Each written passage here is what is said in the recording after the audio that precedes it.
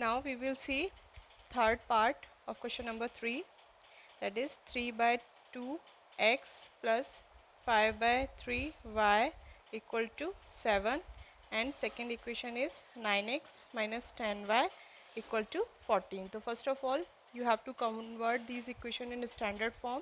So 3 by 2x plus 5 by 3y minus 7 equal to 0, and second equation will become 9x minus 10y minus 14 equal to 0.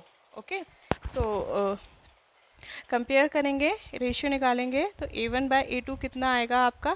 a1 कितना है 3 bye 2 और a2 कितना है आपका 9. तो ये क्या हो जाएगा आपका, यहाँ से इसकी वैल्यू आएगी आपकी 3 बाय 2 मल्टीप्लाई 9. ओके, तो ये हो जाएगा आपका 1, ऊपर 3 आएगा 18, इसको कैंसिल आउट करेंगे तो ये हो जाएगा 1 बाय 6.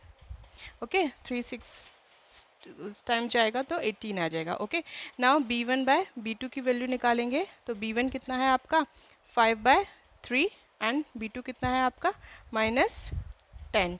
तो इसकी वैल्यू कितनी आएगी 5/3 मल्टीप्लाई -10, जिससे इसकी वैल्यू कितनी हो जाएगी 5 बाय -30. जो इसको सॉल्व करेंगे तो ये कितना हो जाएगा आपका 1 बाय 6. ये क्या आएगा आपका माइनस का आएगा.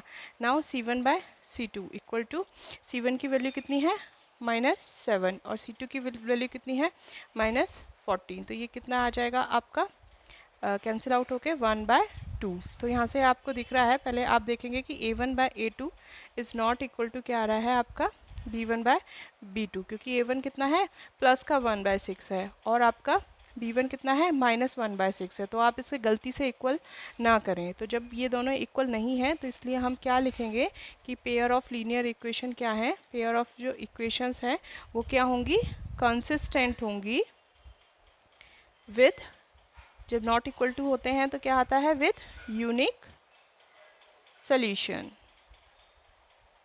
Okay, now we will see fourth part. Fourth part is 5x minus 3y equal to 11 and minus 10x plus 6y equal to minus 22. तो इसको पहले हम स्टैंडर्ड फॉर्म में कन्वर्ट करेंगे. ये हो जाएगा 5x minus 3y minus 11 equal to 0 and second equation will become minus 10x plus 6y, ये इधर जाएगा तो plus 22 equal to 0. अब हम a1 बाय a2 निकालेंगे तो वो कितना आ जाएगा, a1 कितना है 5, a2 कितना है -10, जिससे इसकी वैल्यू कितनी आएगी -1 बाय 2 कैंसिल आउट होके. नाउ b1 बाय b2 की वैल्यू निकालेंगे तो लेट मी चेक, दिखाई दे रहा है यस. तो b1 बाय b2 कितना हो रहा है आपका, ये क्या है -3, यहाँ पे कितना है 6, तो ये भी कितना आएगा आपका -1 बाय 2. अब a1 by a2 b1 bye b2 के बराबर आ रहा है तो now we will check c1 by c2. ये कितना हो जाएगा -11 बाय 22, तो ये भी कितना हो जाएगा -1 बाय 2. तो इस केस में क्या हो रहा है कि आपका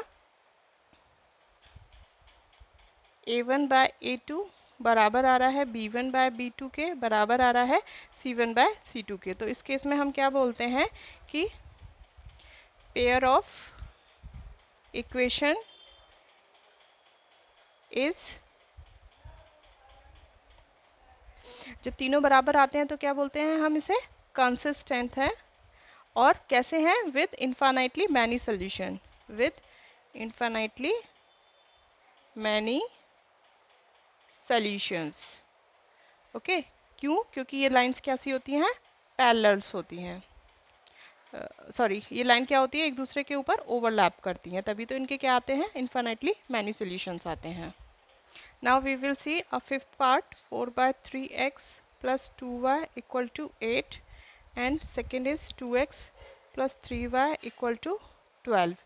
तो यहाँ से इसको हम इक्वेशंस निकालेंगे. 4 by 3x plus 2y minus 8 equal to 0 and 2x plus 3y minus 12 equal to 0. Okay, तो यहाँ से a1 की वैल्यू कितनी हो जाएगी 4 बाय 3 एंड b1 की वैल्यू कितनी हो जाएगी 2, c1 की वैल्यू हो जाएगी -8, a2 की वैल्यू कितनी हो जाएगी 2, b2 की वैल्यू कितनी हो जाएगी 3 एंड C2 की वैल्यू कितनी हो जाएगी -12।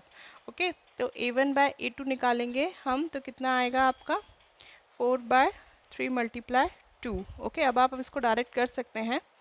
नाउ इसकी जो वैल्यू आएगी वो कितनी आएगी 4/6, तो ये हो जाएगा 2/3। ओके, नाउ B1/B2 कैसे निकलेगा आपका, B1 की वैल्यू कितनी है 2, B2 की वैल्यू कितनी है 3। ठीक है, एंड C1/C2 कितना हो जाएगा आपका -8/-12।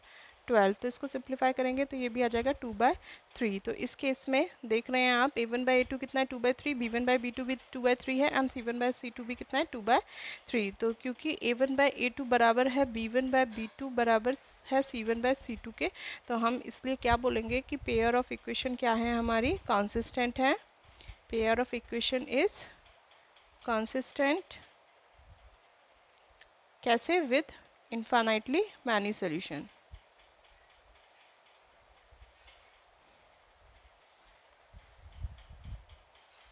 Okay, now we will see our question number 4।